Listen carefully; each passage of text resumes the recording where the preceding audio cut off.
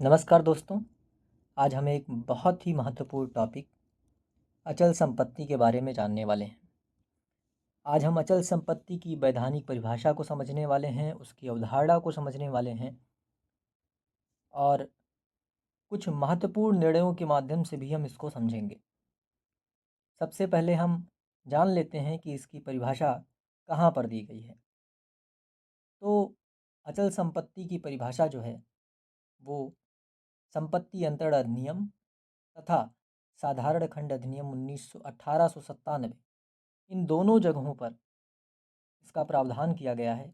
इन दोनों जगहों पर इसके बारे में जानकारी दी गई है।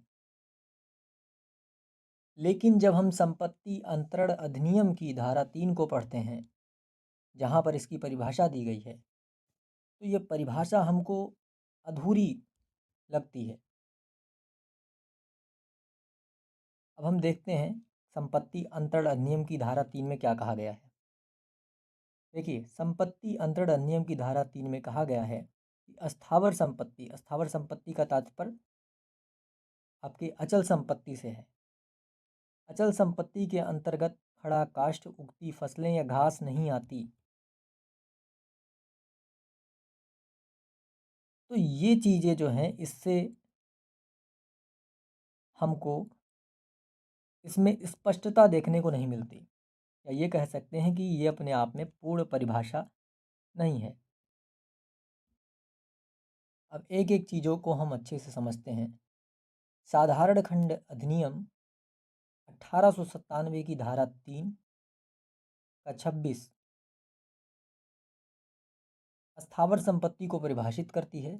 उसके अनुसार अचल संपत्ति के अंतर्गत भूमि, भूमि से उत्पन्न होने वाली चीज़ें, भूमि से उत्पन्न होने वाले लाभ और भूमि से जुड़ी हुई चीज़ें, ये सारी चीज़ें आती हैं। साधारण खंड अधिनियम की अधिनियम 1897 की धारा 3 की उपधारा 26 के अंतर्गत ये सारी चीज़ें अचल संपत्ति मानी जाती हैं। क्या क्या? भूमि, भूमि से उत्पन्न लाभ और भूमि से जुड़ी हुई चीज़ें।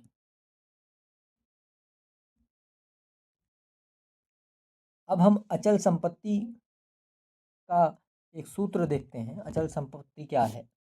तो भूमि प्लस भूमि से उत्पन्न लाभ और भूमि से संलग्न वस्तुएं माइनस खड़ा काष्ठ, उगती फसलें और उगती घास इक्वल टू अचल संपत्ति। क्यों? क्योंकि परिभाषा में ये कहा गया है कि ये चीज़ें अचल संपत्ति नहीं है। अचल संपत्ति के अंतर्गत भूमि, भूमि से उत्पन्न होने वाले लाभ और भूमि से जुड़ी हुई वस्तुएं आती हैं, सिवाय खड़े काष्ठ, उगती फसलें या घास के। अब हम देखते हैं, यहाँ पर देखिए भूमि, भूमि का अर्थ है, भूमि का अर्थ है तथा इसके अंतर्गत एक ऐसी वस्तु आती है जो भूमि के तल पर है, इसके नीचे है या इसके ऊपर है। भूमि के ऊपर ये जो चीज़ें हैं ये आपके अचल संपत्ति में आ जाएंगी। भूमि के का तल यानी ये सब चीज़ें जो हैं वो आ जाएंगी, और इसके नीचे जो चीज़ें हैं वो भी आपके इसके अंतर्गत आ जाएंगी। भूमि के नीचे यानी कोयला, खनिज, खान, ये सब जो चीज़ें हैं ये भूमि के नीचे हैं, तो ये भी आपके उसमें आ जाएंगी। अब हम दूसरा देखते हैं, भूमि से उत्पन्न लाभ। इसके अंतर्गत क्या है? अचल संपत्ति से होने वाले प्रत्यक्ष लाभ भी अचल संपत्ति ही हैं। जैसे मकान से प्राप्त किराया, मेला या बाजार से मिलने वाले लाभ, पेड़ों के पत्ते या टहनियों को एकत्र करने का अधिकार, ये सब भूमि से उत्पन्न लाभ की श्रेणी में ही आते हैं। यहाँ तक कि मछली पकड़ने का अधिकार भी इसी के अंतर्गत आता है।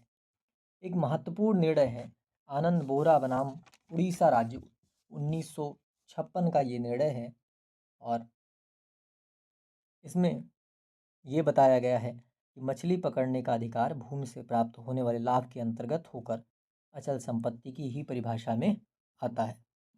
इसके बाद हम देखते हैं भूबद्ध वस्तुएं। भूबद्ध वस्तुएं क्या हैं? संपत्ति अंतरण अधिनियम की धारा 3 में इसका जिक्र किया गया है। जैसे भूमि में निविष्ट वस्तुएं, जैसे पेड़ हैं, झाड़ियाँ हैं इत्यादि। ये सब भी अचल संपत्ति है। दूसरी, भूमि में निविष्ट, जैसे दीवार हो गया, भवन हो गया, ये सारी चीज़ें, इसमें लगे खिड़की, इसमें लगे दरवाजे इत्यादि चीज़ें भी अचल संपत्ति ही है। अब हम आते हैं अपवाद पे, क्योंकि हमने खड़ा काष्ठ को कहा कि यह अचल संपत्ति नहीं है। क्यों नहीं है, इसके बारे में भी जानते हैं। तो खड़े काष्ठ वे वृक्ष होते हैं जिसका उपयोग भवन, मकान या औद्योगिक कार्यों के लिए किया जाता है। यानी कुछ पेड़ ऐसे हैं जिनको हम इसीलिए लगाते हैं ताकि जब वो बड़े हो जाएं तो उनका काम टिम्बर के लिए, यानी उनसे सिर्फ उनकी लकड़ियों का प्रयोग फर्नीचर इत्यादि बनाने के लिए किया जाता है। उसका उद्देश्य ही यही है कि उनको इसीलिए लगाया ही जाता है ताकि जब वो बड़े हों तो उनसे काट कर फर्नीचर्स बनाए जाएंगे, टिम्बर बनाया जाएगा इत्यादि चीज़ें। तो इस तरह अगर देखेंगे तो ये अचल संपत्ति ना होकर चल संपत्ति की श्रेणी में या मूवेबल प्रॉपर्टी की श्रेणी में आता है, क्योंकि इसका प्रयोग कटने के बाद ही होता है, इसलिए ये चल संपत्ति है। अब देखिए, यहाँ पर एक केस है शांति बाई बनाम स्टेट ऑफ बम्बई। ये आपका 1958 का केस है। इसमें दिया गया है वृक्ष के स्वामी का आशय, जिसका वृक्ष है उसका आशय क्या है, उसके आधार पर हम ये कंफर्म करेंगे कि वो अचल संपत्ति है या चल संपत्ति है। तो एक आशय ये हो सकता है कि आपने वृक्ष लगाया है और आपका आशय है उसको जीवित रखने का, तब तो वो अचल संपत्ति की श्रेणी में आएगा। दूसरा आशय ये है कि आपने उसको इसलिए लगाया है कि यथाशीघ्र उसको काटना है, तो वो खड़ा काष्ठ जो है चल संपत्ति की श्रेणी में आएगा, खड़ा काष्ठ या चल संपत्ति की श्रेणी में आएगा। दूसरा देखिए, एक जजमेंट और है मोती सिंह बनाम देवकी सिंह, 1936 का है ये जजमेंट। इसमें फलदार वृक्ष और खड़ा काष्ठ के बारे में बताया गया है। अब जो फलदार वृक्ष है उसका उद्देश्य क्या है, फल उगाना, तो ये अचल संपत्ति की श्रेणी में है।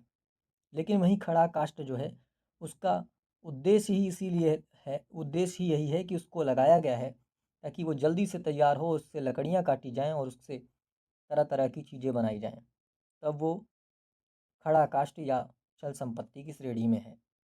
तो फल देने वाला वृक्ष खड़ा काष्ठ की श्रेणी में नहीं आते, इसलिए वह अचल संपत्ति हैं। और इस तरह के जिनका उपयोग फर्नीचर बनाने इत्यादि कामों के लिए किया जाता है, ऐसे पेड़ जो इसी उद्देश्य के लिए लगाए जाते हैं, वह खड़ा काष्ठ या चल संपत्ति की श्रेणी में आते हैं। अब देखिए, अन्य चल संपत्तियाँ भी हैं, जैसे फसलें और घास। ये क्या हैं, ये भी चल संपत्ति हैं। गेहूँ, चना, गन्ना, पान के पत्ते, नील, ये उगती फसलें हैं। ये फसलें, इनका भी उद्देश्य यही है, लगाया गया, काटा गया और बेचा गया, ये चल संपत्ति है। घास भी इसी तरह के चल संपत्ति की श्रेणी में ही आता है।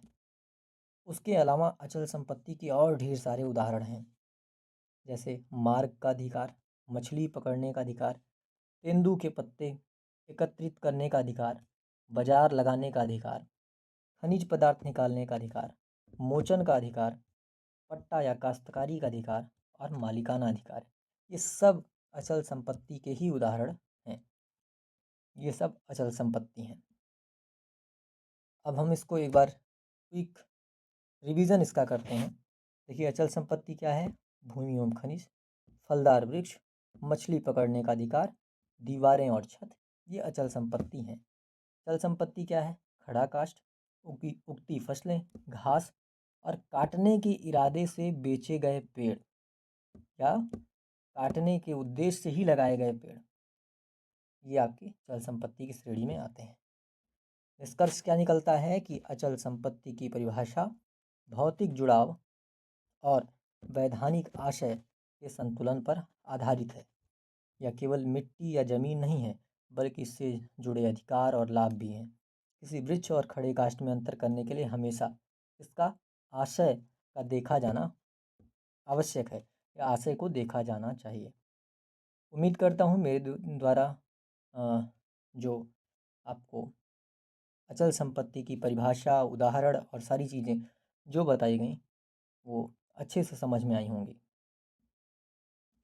धन्यवाद।